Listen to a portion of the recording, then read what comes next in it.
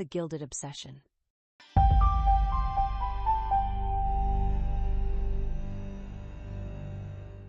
Chapter 1. The Spark in the Rain. Savannah didn't yet know the name Aldrich Thorne as anything more than a shadow. It was a name etched onto the glass and steel of buildings that cast long, cold shadows over the parts of the city she called home. Her world was one of cracked pavement, the lingering smell of grease from the diner where she worked 16-hour shifts, and the fierce, unyielding pride that was her only true inheritance. That pride was on full display tonight under the relentless assault of a cold autumn rain. She stood before a line of impassive security guards, a flimsy barrier between the city's forgotten and a gala of its most celebrated. Rain plastered her dark hair to her cheeks and forehead, but her eyes, fixed on the gleaming entrance behind the guards, burned with a heat that defied the weather. "You can't just evict an entire block for another glass tower." Her voice was clear and strong, cutting through the din of the disgruntled crowd behind her. "These are people's homes, my home." One of the guards, his face a mask of practiced boredom, shifted his weight. "Ma'am, you need to disperse. This is private property." "It was a community before your boss slapped his name on it." She shot back, her voice ringing with a conviction that made several people behind her cheer in agreement. High above the street, in a penthouse suite that seemed to scrape the clouds, Senator Aldrich Thorne watched the scene unfold on a silent bank of security monitors. His associates droned on about zoning permits and profit margins, their voices a distant hum he had long since tuned out. He wasn't watching the crowd. He was watching only her. He zoomed in, the pixels rearranging themselves to grant him a clearer view of her furious, beautiful face. A low, dangerous chuckle rumbled in his chest. "Who is that?" he asked, his voice a controlled baritone that made his aide flinch. The aide leaned closer to the monitor. "Sir? Oh, her. Just one of the tenants from the South Side block. A protester. Her name is Savannah Reyes. No family of note. An agitator." "An agitator," Aldrich repeated softly, his eyes tracing her defiant posture. "No, she's a fire.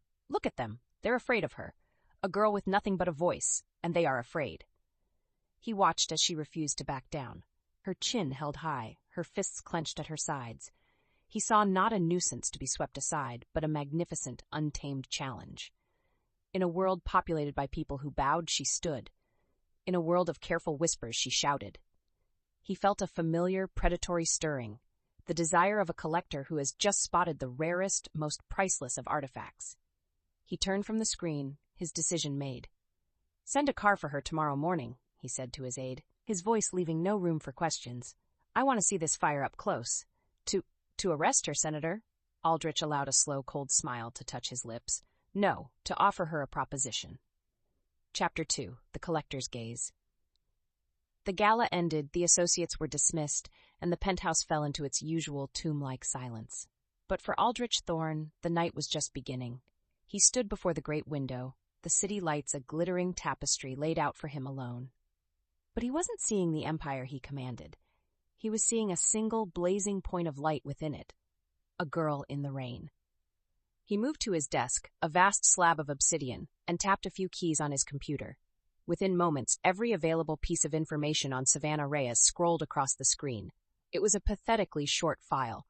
A list of shared low-rent apartments, a sporadic work history, diners, warehouses, cleaning crews, no criminal record, no family ties to speak of. She was, by every metric his world valued, a nobody, a ghost floating through the city's margins.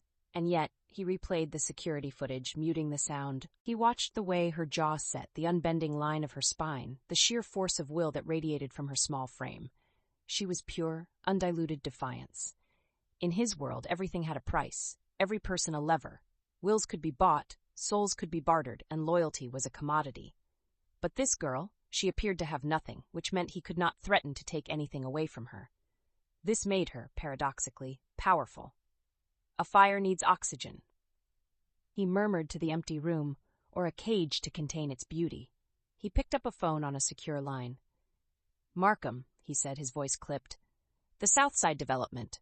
Put a hold on the eviction proceedings for Block C. Indefinitely?" "Yes, I'm aware of the cost. Consider it a personal acquisition." He hung up before the man on the other end could stammer out a question. He had just spent millions of dollars to preserve a crumbling tenement building, not as an act of charity, but as the first step in forging a chain. He would remove her cause, her one source of power, and in its place, he would offer a vacuum that only he could fill. He imagined her spirit, that wild and tempestuous fire, burning only for him within walls of his own making.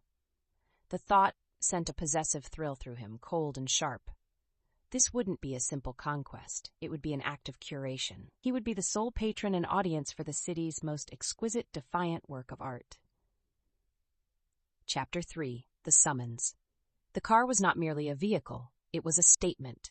A silent black predator that glided to a stop outside her rundown building, its gleaming finish reflecting the gray, cracked pavement with contempt.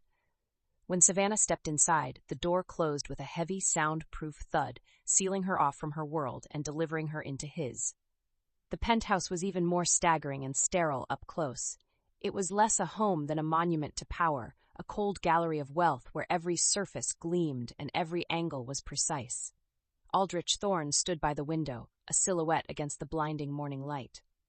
"Miss Reyes," he said, turning slowly, "thank you for accepting my invitation." "You left me no choice," she countered, her voice tight with a mixture of awe and resentment. "Your man said the evictions were on hold, that it had something to do with me." "It has everything to do with you," he said, taking a step closer. His presence was immense, consuming the air. "I am prepared to make the hold permanent. I will buy the building and place it in a trust. Your neighbors will be safe. You, in turn, will be given a life of comfort and security beyond your wildest imaginings." She eyed him with deep suspicion. People like him didn't do favors. They only set traps. And the price? What's the catch? "There is no catch," he said smoothly. "Only a condition. You will live here with me. You will be my companion. Your life, your time, your presence will be mine." A harsh, incredulous laugh burst from her. "You want to buy me, like a car? A piece of art? I am not for sale, Senator. I'm not buying you," he clarified, his voice dropping to a low, intimate murmur that made her skin crawl. "I am acquiring your circumstances. I am collecting your will. You have the most defiant spirit I have ever encountered, Savannah. It's a rare and beautiful thing, and I find I have an overwhelming desire to be the man who breaks it." The honesty of his predatory intent was more shocking than any lie would have been. He wasn't hiding his objective. He was displaying it like a trophy. She saw the trap with perfect clarity. If she refused, her neighbors, her friends would be on the street within a week, and it would be her fault. Her defiance would cost them their homes. He had cornered her, using her own integrity as the bars of the cage. Her silence was his answer. He saw the fire in her eyes flicker, trapped between rage and resignation. "I thought so," he said, a faint, triumphant smile on his lips. "Welcome home, Savannah." Chapter 4. The First Day in the Cage. Savannah woke to silence, not the quiet of a sleeping apartment building, filled with the hum of refrigerators and the distant groan of pipes, but a profound engineered void. The sun streamed through a gap in heavy silk curtains, illuminating a bedroom larger than her entire previous apartment. The sheets beneath her were impossibly soft, the air cool and sterile. For a disorienting moment, she didn't know where she was. Then the memory of yesterday crashed down on her with suffocating weight. She was a prisoner. She swung her legs out of bed, her bare feet sinking into a thick, cream-colored carpet. Her own clothes, worn jeans and a faded t-shirt, were gone. In their place, draped over a velvet armchair, was a simple but elegant silk robe. It was an insult, a stripping away of her identity. Refusing to touch it, she walked, naked and defiant, to the vast window. The city sprawled below, a toy set for the man who now owned her. The feeling of being watched was a physical presence. A soft knock came at the door. Before she could answer, a woman in a crisp gray uniform entered, her face impassive. "Mr. Thorne has arranged for a wardrobe to be delivered, miss. It is in the dressing room. He requests that you are ready for dinner at 8. The woman spoke without looking at her, her eyes fixed on a point on the far wall. She was a ghost, a mechanism. She placed a small silver tray on a table. On it was a single perfect cup of coffee and a note. Then she was gone. Savannah picked up the note. The handwriting was sharp and precise, like the man himself. Rule 1. You will wear what is provided. Your old life has no place here. Rage, hot and potent, surged through her. It was a petty, controlling display of power. Her first instinct was to shatter the cup, to scream, to break something. But she knew that was what he expected. An outburst would be a performance for him, a confirmation of the wildness he sought to tame. Instead, she did something else. She walked into the enormous dressing room, a space filled with racks of exquisite clothing in shades of black, gray, white, and emerald green. Ignoring it all, she went to the bathroom, turned on the shower, and stayed under the scalding water until her skin was red, trying to wash away the feeling of his ownership. It was a small, futile act of control, but it was hers. Chapter 5. Lessons in Silk. The first week bled into the second, and then a month had passed in a blur of silent breakfasts and suffocating opulence. Savannah learned that Aldrich's control was absolute, exercised not through overt commands, but through the seamless, chilling management of her reality. He hired a tutor for her, a severe woman named Ms. Albright, who was meant to teach her etiquette, art history, and the fine art of saying nothing of consequence at dinner parties. "No, Miss Reyes," Miss Albright would say, her voice thin and dry. "The fish fork is the one with the broader tine. One would not want to appear uncultured." "Where I'm from," Savannah retorted, looking the woman dead in the eye, "we were more concerned with having fish to eat than with which fork to use." The lessons were a battle of wills. Savannah would ask pointed questions about the exploitative labor practices behind famous works of art or the colonial history of artifacts, turning Ms. Albright's lessons on culture into critiques of power. She knew her words were being reported back to Aldrich, and she took a grim satisfaction in it. Her primary jailer, however, was the head housekeeper, a formidable woman named Mrs. Gable. She moved through the penthouse with silent efficiency, her face a mask of disapproval. She never spoke to Savannah directly, but would address the air in the room. "Miss Thorne requires the emerald gown for this evening's event. It has been laid out." She treated Savannah not as a person, but as a particularly troublesome mannequin that had to be dressed and managed. The isolation was the heaviest chain. She had no phone, no internet access that wasn't monitored, no way to contact the outside world. Aldrich would take her to small private dinners with his associates, where she was expected to be a beautiful, silent ornament. They spoke of mergers and political maneuvers, their words weaving a web of power that she was now caught in. She learned to use her wit as a weapon, making quiet, sharp observations that would momentarily disrupt their self-assured drone, earning her a cold, warning glance from Aldrich that felt both like a threat and a thrill. She was learning to fight with his weapons: words, poise, and psychological pressure. Chapter 6. The Ghost in the Library. Restlessness became Savannah's constant companion. Trapped in the silent, art-filled rooms, she felt her spirit beginning to fray. She needed to do something, to find a chink in the fortress. One afternoon, knowing Aldrich was downtown for a series of meetings that would last for hours, she began to explore the forbidden wing of the penthouse, his private office and library. The door was unlocked. He was so confident in his control that he hadn't considered she would dare.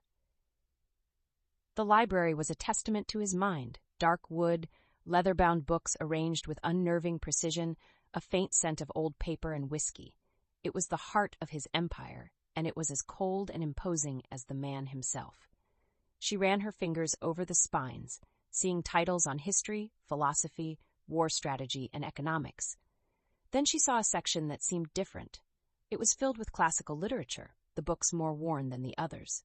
Her eyes landed on a dark, leather-bound copy of Euripides' Medea. On impulse, she pulled it from the shelf. It felt different, the leather softened with age and touch. She opened it. On the inside cover, in faded, elegant cursive, was an inscription. It was not his handwriting. "To my dearest Aldrich, may you never have to choose between your will and your heart. All my love, L." Savannah stared at the words, her heart pounding. L. This was not a business associate. This was a piece of him, a ghost tucked away on his shelves. Medea, a story of a brilliant, passionate woman, betrayed by a man for political gain, a woman who sacrifices everything and then seeks a terrible, world-shattering revenge. It was a strange, ominous gift. Suddenly, she understood. His obsession with control, his desire to break her will, it wasn't born of strength. It was born of fear. Someone, this L, had clearly challenged his will, had perhaps touched his heart. and the result, judging by the choice of this tragic play and her absence from his life, had been catastrophic. She carefully placed the book back on the shelf, exactly as she had found it. She left the library with no physical evidence of her transgression, but she carried with her a new powerful weapon, the knowledge of his wound. She now knew where to press to see if the master puppeteer would bleed. Chapter 7. The First Crack in the Armor. The opportunity came a week later. Aldrich was hosting a fundraiser at the City Museum, a glittering affair of old money and new power. Savannah was his centerpiece, dressed in a gown of midnight blue silk that made her feel like a captive queen. He was in his element, moving through the crowd with an effortless grace, a king in his court. For the first hour, she played her part perfectly, smiling demurely, her hand resting lightly on his arm. She watched him, waiting for her moment. It came when they were standing with a rival senator and his wife, making polite conversation in front of a large dramatic painting depicting a scene from a Greek tragedy. "Such passion, such sorrow," the senator's wife commented idly, gesturing at the canvas. "The Greeks certainly didn't shy away from the messiness of the human heart." "Indeed," Aldrich replied, his voice smooth as glass. "They understood that logic and will must always govern the passions, lest they lead to ruin." This was her opening. Savannah turned her gaze to Aldrich, her expression one of perfect innocence. "But what happens when the heart and the will are in conflict?" she asked softly, her voice carrying only to their small group. "It reminds me of Medea, a brilliant woman, a kingmaker, who was cast aside for ambition. A terrible tragedy for everyone involved. Don't you think, Aldrich?" The name of the play, spoken aloud, was like a stone dropped into a still pond. The rival senator and his wife saw only a thoughtful question. But Savannah watched Aldrich. For a split second, a flicker of something raw and unguarded crossed his face. Shock, pain, anger. His smile tightened, becoming a fraction too sharp. His grip on her elbow, hidden by the folds of her dress, became painfully tight. "An interesting if simplistic interpretation, my dear," he said, his voice a low, dangerous purr that was meant for her alone. But she had seen it. The crack in the armor. She had taken the ghost from his library and brought it into the light, and he was completely unnerved. As he guided her away, his poise flawless to the outside world, she could feel the rage vibrating through his hand. The war had just escalated, and for the first time, she felt she might have a chance to win. Chapter 8. The Storm Within. They returned to the penthouse in a silence more volatile than any argument. The moment the door closed behind them, the storm broke. A real storm was raging outside, lashing rain against the great windows. But it was nothing compared to the tempest unleashed inside. "What did you think you were doing?" he demanded, his voice a low growl, shedding his public composure like a snake sheds its skin. "I was making conversation," Savannah replied coolly. Though her heart was hammering against her ribs, she moved away from him toward the center of the room, refusing to be cornered. "You said you wanted me to be educated, to be a companion. I was simply sharing what I've learned." "Do not play games with me, Savannah." He stalked towards her, his eyes blazing with a cold fire. "You went into my library. You went into my office." "Your prison needed a new wing to explore," she shot back, her own anger rising to meet his. "You can control my clothes, my food, my schedule, but you cannot put a lock on my mind." "I can, and I will," he roared, the sound shocking in the usually silent space. "You are an object of my creation. I took you from the gutter, and I can send you back there with a single phone call." "No, you can't," she said, her voice dropping, suddenly clear and steady. The time for games was over. "Because you're obsessed. This isn't about control anymore, is it? Who was she, Aldrich? Who was Elle? The woman who gave you a book about a woman a man like you would destroy? Is that what happened? Did you choose your will over your heart and spend the rest of your life trying to prove it was the right choice?" The color drained from his face. Her words, born of a guess in the library, had struck the truth with the force of a physical blow. He stared at her as if she were a witch who had read his soul. "You will not speak of things you do not understand," he seethed, crossing the final distance between them. "You are here because I allow it. You exist in this world because I will it. Do not forget your place." She looked up at him, unafraid. "And what is my place? A prize? A pet? or the one thing in your perfect sterile world that you can't control? She took a breath, delivering the final killing blow. Maybe that's what this is really about. It's not my temper you want to tame, it's your own. He grabbed her arm, his fingers biting into her skin like steel bands. The touch wasn't proprietary. It was raw, desperate, the last act of a man whose entire world was shattering around him. Chapter 9. Anatomy of a Surrender. The accusation hung in the air between them, more powerful than the raging storm. His grip on her arm was a desperate anchor in a sea of his own making. For a long moment they stood frozen, a tableau of fury and defiance. She could feel a tremor in his hand, a fine shudder that betrayed the complete undoing of his legendary composure. Slowly, as if the movement caused him physical pain, his fingers uncurled. He released her arm, and the absence of his touch was as shocking as the grip itself. He took a stumbling step back, breaking eye contact for the first time. He turned away from her, a move she had never seen him make, and ran a hand through his perfectly styled hair, dislodging it. He was no longer the senator, the master, the collector. He was a man, stripped bare by a woman who refused to be a mirror for his vanity. The silence that followed was profound, broken only by the drumming of the rain and their own ragged breathing. Savannah watched his back, the tension in his broad shoulders, and felt not triumph but a strange, aching pity. She had wanted to find a crack in his armor, and in doing so, she had shattered it completely. Finally, he turned back to face her. The fury was gone from his eyes, replaced by a raw, hollow exhaustion that seemed to age him by a decade. His voice, when it came, was stripped of all its power, all its artifice.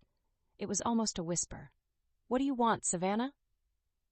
The question was not a challenge. It was the question of a defeated king, of a man lost in the ruins of a fortress he himself had built. He was surrendering, not to her will, but to the truth of his own all-consuming obsession. She saw it then, the choice before her. She could demand her freedom, walk out of the cage whose door he had just thrown open, or she could answer the deeper question that lingered in his broken gaze.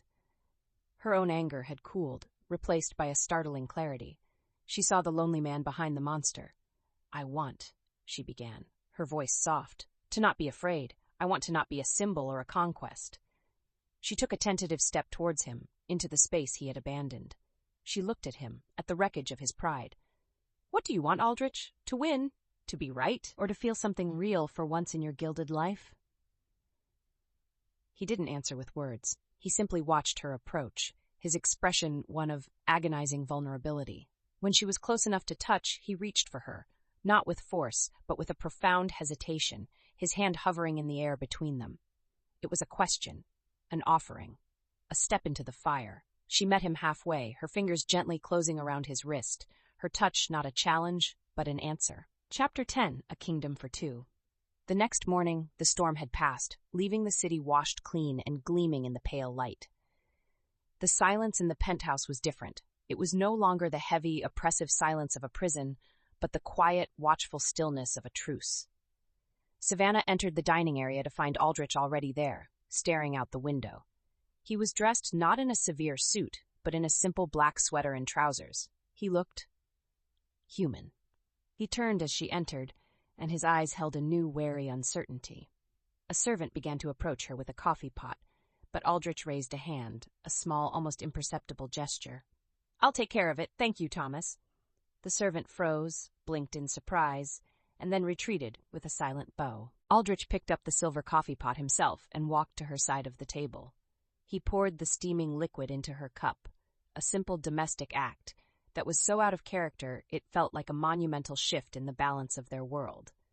He didn't speak, but his actions spoke for him. She watched him, her heart beating a slow, steady rhythm. "Good morning, Aldrich." "Good morning, Savannah," he replied, his voice quiet.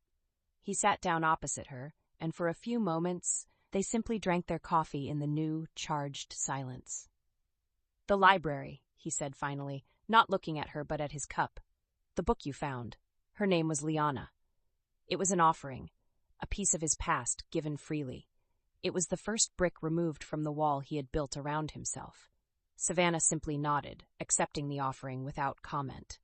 She understood it was not a story he was ready to tell, but an acknowledgement he was willing to make. The war was over, But the peace was fragile, unwritten.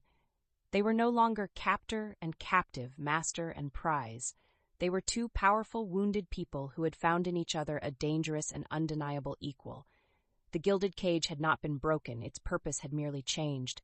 It was no longer a prison for one, but a complex, volatile kingdom for two. And as she met his gaze across the table, a silent understanding passing between them, Savannah knew that the most treacherous and perhaps most thrilling part of their story had only just begun.